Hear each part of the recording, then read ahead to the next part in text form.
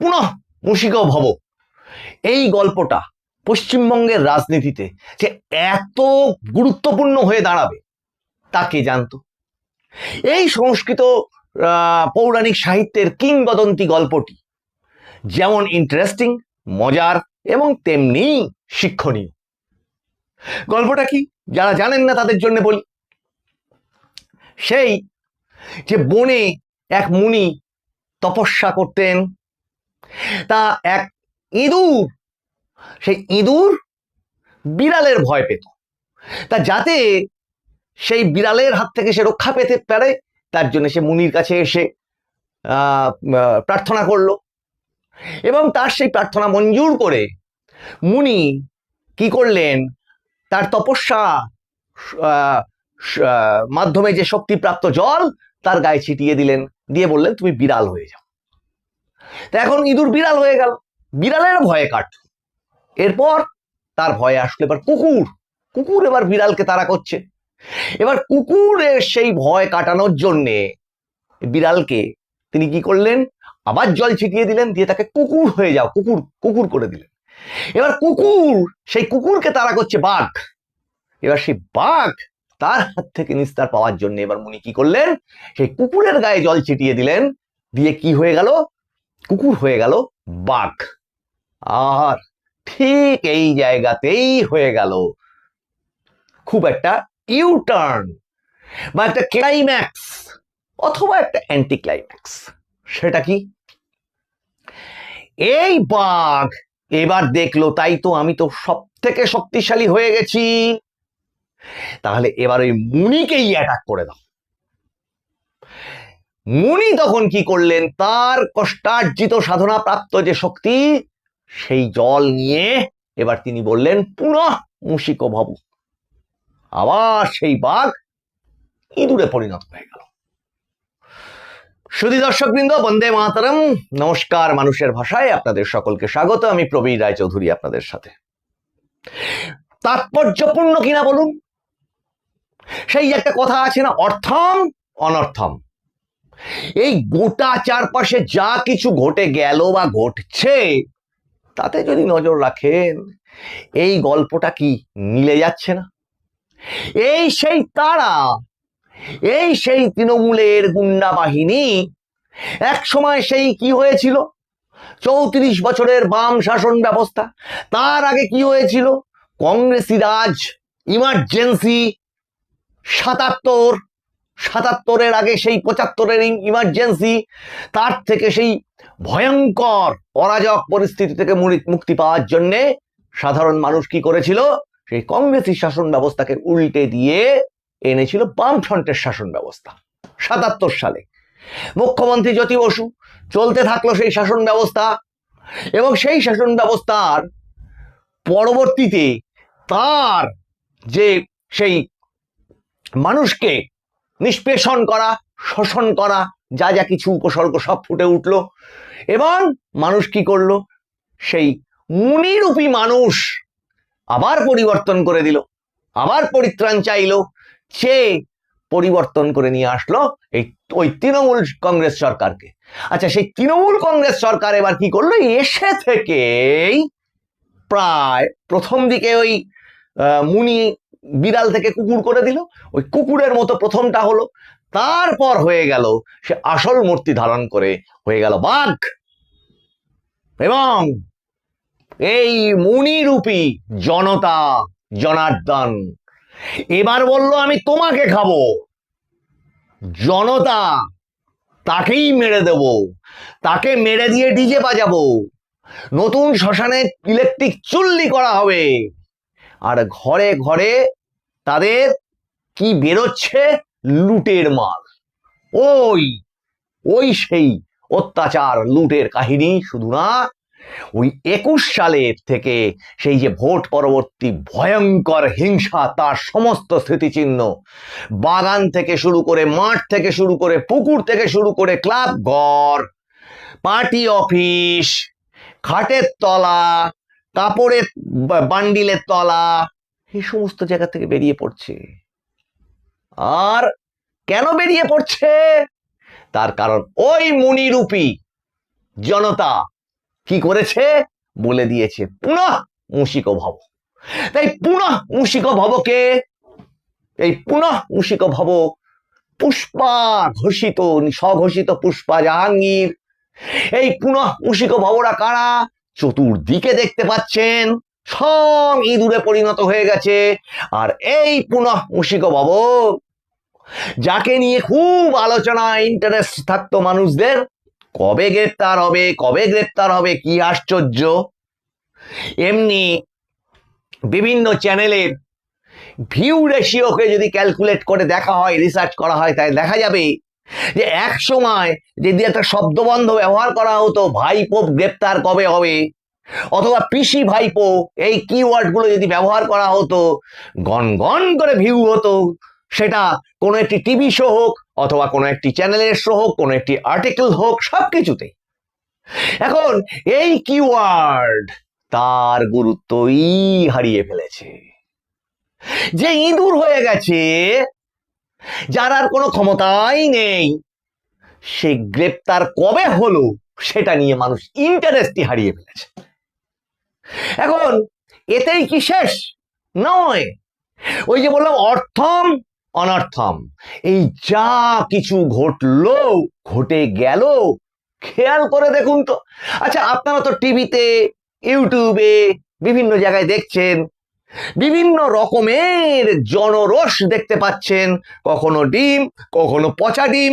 ওই গতকালকেই বলেছিলাম পচা ডিমের দাম ঈর্ষণীয়, 20 টাকা। তেমনি সেগুলোকে যে আমরা এই সংবাদ মাধ্যম থেকে সমর্থন করছি, কখনো সেটা নয়। কিন্তু যেটা দেখা যাচ্ছে, আপনারা তো সেগুলো দেখছেন, যে গণরোষ, জনরোষ, মানুষের নিন্দা, কটূক্তি, তীব্র ক্ষোভের প্রকাশ মুখ দিয়ে, আওয়াজ দিয়ে বেরিয়ে আসছে, এগুলো তো দেখছেন। কিন্তু সুধী দর্শক বৃন্দ, এবার যে ধন দৌলত উদ্ধার হচ্ছে, এবং সেই যারা যারা গ্রেপ্তার হচ্ছে, তাদের নামে ইম্পর্টেন্ট পয়েন্ট আন্ডারলাইন করুন, বোল্ড করুন, ইটালিক করুন, ভেবে দেখুন যে এই লুটেরাদের নামে কি পরিমাণ সম্পত্তি আছে, তাদের ব্যাংক অ্যাকাউন্টে কত আছে, কত টাকা হেরাফেরি করেছে, আর কত টাকা কোথায় কোথায় লুকিয়ে রেখেছে, সম্পত্তির ভ্যালুয়েশনই বা কি। এইটা যদি ভাবেন, তাহলে মানে কল্পনার বাইরে চলে যাবে সেই পরিমাণ। বাজেট হয়ে যাবে বোধহয় কোনো একটি স্টেটের। এই জায়গায় যেতে চলেছে কিন্তু পশ্চিমবঙ্গের ওই যে সাফসুতরার কাজ চলছে, তার মাধ্যম দিয়ে যা কিছু উদ্ধার হচ্ছে। এখন এখানে এই অবধি বলে এপিসোডটার শেষ অংশটায় যেটা বলতে যাচ্ছি আপনাদেরকে, সেটা হচ্ছে কি, এই পুষ্পা, জাহাঙ্গীর, এই সমস্ত তো গেল ধরুন, কিন্তু ওই হাজিরা এড়ানো যে মানুষটি কোটি কোটি মানুষকে ঘর ছাড়া, ভিটে ছাড়া করে দিয়েছে, আজকে সে সিআইডি হাজিরা এড়িয়ে ফিরলেই, যদিও তার যতগুলো নাকি বসবাস স্থান টান আছে টাছে, সেখানে প্রত্যেকটাতে পৌরসভার নোটিশ পড়ে গেছে। সেই নোটিশের একটা আগডুম বাগডুম উত্তর তিনি পৌরসভায় পাঠিয়েছিলেন। সেখানে সে মেয়রও নেই, মেয়র আবার বিদ্রোহী দলে যোগ দেবেন বলে শোনা যাচ্ছে। মোট কথা, সেই পৌরসভাটারই বোর্ডটাই আর থাকছে না, হয়তো হয়তো বা মোটামুটি একটা নিশ্চিত পরিণতির দিকে এগোচ্ছে, প্রশাসক বসে যেতে পারে, এরকম প্রচুর পৌরসভাতেই হচ্ছে।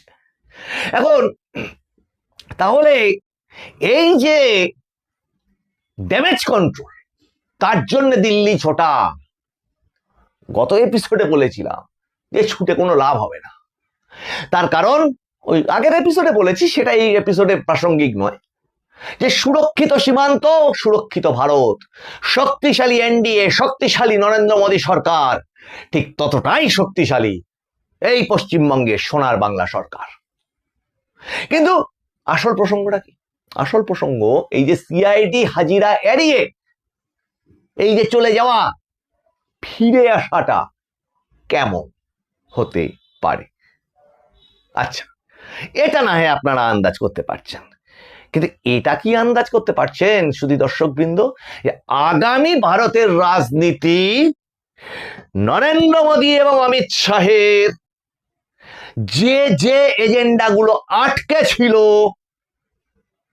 যে যে ভাবে এই পশ্চিমবঙ্গের শুদ্ধিকরণ প্রয়োজন ছিল গত 15 বছর, যার যার জন্য সেগুলো আটকে ছিল, আজকে এই 20 জন 21 জন তৃণমূল কংগ্রেস সাংসদ একটি আলাদা এন্টিটি বা একটি গোষ্ঠী তৈরি করে এনডিএ কে সাপোর্ট দেওয়ার জন্য স্পিকারকে চিঠি দিয়ে দিয়েছেন। মানে আর কোনো ইফ বাট এই সমস্ত কোনো ব্যাপার নেই, নিশ্চিতভাবে সেটা এনডিএ কেই সাপোর্ট দেবে। তেমনি রাজ্য সরকারের ক্ষেত্রেও সেই একই রকম ঘটনা, দল ছেড়ে একটি আলাদা অস্তিত্ব 60 জন বিধায়ক, ওটা আমার যা ধারণা, আমি আগের দিন বলেছি 70-72 হলো বলে। তাহলে কি দাঁড়ালো, যে রিফরমেশন, শুদ্ধিকরণ, সমাজের বিকাশের প্রয়োজনে যে যে কঠিন পদক্ষেপগুলো নেওয়ার প্রয়োজন, এবার আসছে সেই সেই স্টেপ। আর এই স্টেপ সারা পৃথিবী জানে।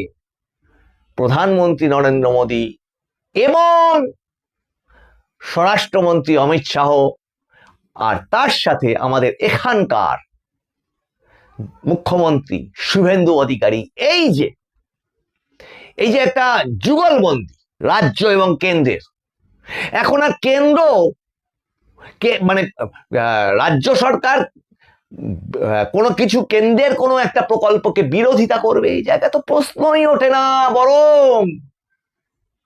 বরং ওখানে কেন্দ্রীয় প্রকল্প যেদিনকে স্টার্ট, এখানেও সেদিনকে স্টার্ট। কাজে উন্নয়নের জোয়ার যেমন আসতে চলেছে, এটা যেমন একটা বাস্তব ঘটনা, তেমনি আগে আগে যে রকম যা যা করে পার পেয়ে যাওয়া যেত, সেই ব্যবস্থারও কিন্তু আমূল পরিবর্তন ঘটে যাচ্ছে। এখন এখানেও যারা যারা, আমি বারবার করে বলছি কিন্তু, যারা যারা ওই পুরনো সিস্টেম, ও কিচ্ছু হবে না, যাগ্গে যাক দেখা যাবে, এই সমস্ত সিস্টেমের সঙ্গে অভ্যস্ত, তারা অবাক হয়ে হয়ে দেখছেন যে রাতের বেলা বা সন্ধে পর্যন্ত বিধানসভা বা প্রেস কনফারেন্সে মুখ্যমন্ত্রী যেটা বলছেন, সেটা পরের দিন সকালবেলা অ্যাপ্লাই হয়ে যাচ্ছে। আর এর সাথে তো একটা জিনিস অবশ্যই অবশ্যই উল্লেখ করতে হবে, যেটা না করলে এই এপিসোডটা শেষই হবে না। সেটা কি, এই ঘটনাগুলো ঘটতে পারে, আমাদের কাছে সূত্রের খবর এটা যেমন ঠিক, মাদ্রাসায় অডিট থেকে শুরু করে বিভিন্ন সরকারি দপ্তরে অডিট গুলো যেমন চালু হয়ে গেছে, এগুলো যেমন বাস্তব, কোন তোলাবাজ, কোন দুর্নীতিবাজ ছাড় পাবে না, এটা যেমন ঘটনা, তেমনি তার সাথে আর একটা ঘটনা, প্রতিদিনে 5 থেকে 10 হাজার, যদিও সংখ্যাটা একটু কমই বললাম, প্রতিদিনে 5 থেকে 10 হাজার 20 হাজার অনুমুক্ত সীমান্ত বেয়ে টুক করে পার হয়ে এপারে আসতো, এটা ছিল প্রথা। আর এখন স্বরাষ্ট্রমন্ত্রী অমিত শাহ যেটা বলেছেন, 5 থেকে 10 হাজার ছিল গত সপ্তাহে, এখন সেটার পরিমাণ আরো বেড়ে গেছে, দলে দলে ভাগছে। কি, অনুপ্রবেশকারী বাংলাদেশি, যারা কিনা লক্ষ্মীর ভান্ডার থেকে শুরু করে সমস্ত ধরনের সরকারি বেনিফিট এখান থেকে পেত, এবং আপনার ঘরে, আর একজনের ঘরে, আমাদের সহনাগরিকদের ঘরে সেই সুবিধাগুলো থেকে তারা বঞ্চিত হতেন। বিজেপি করবার দায়ে নাক্ষত দিতে হতো। আর এবারে আসলে বলা হয়েছিল, গলায় পোস্টার ঝুলিয়ে বলানো হবে যে বিজেপি করি না। কোথায় তারা, অস্তিত্বটাই নেই। মাত্র 2 জন, গতকালকের এপিসোডে বলেছিলাম। এবার তাদের সব রাষ্ট্রদ্রোহিতার লিস্ট তৈরি, এবং আমাদের কাছে যেটুকু সূত্রের খবর, দেশের আইন ব্যবস্থা যা যা দিয়ে বিচার হওয়া সম্ভব তা তো হবেই, ওদিকে পড়ে আছে এক কাঁড়ি মামলা, যে মামলাগুলো প্রত্যেকটা ইঙ্গিত করে যে সামগ্রিকভাবে যদি সব কটা মামলাকে যোগ করে সমান সমান চিহ্ন দেন, তার নাম হয়ে যাবে রাষ্ট্রের বিরুদ্ধে এরা কাজ করেছে, এরা রাষ্ট্রদ্রোহী, রাষ্ট্রবিরোধী।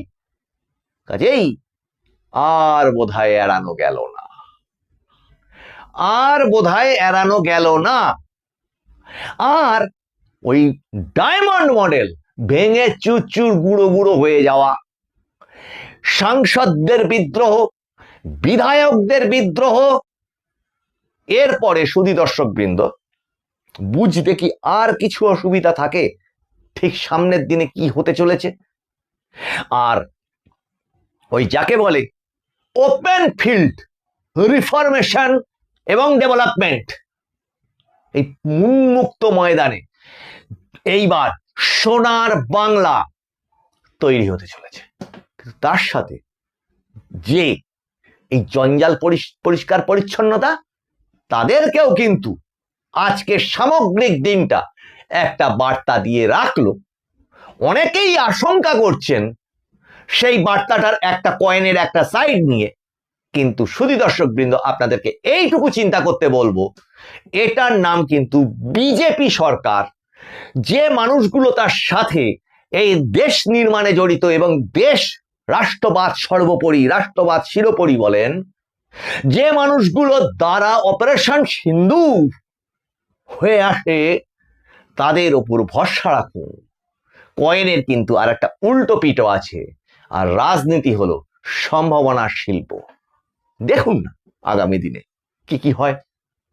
এতটা যখন হয়েছে আরো দেখা যাক কি কি হয়, ভরসা রাখুন। সুধী দর্শকবৃন্দ,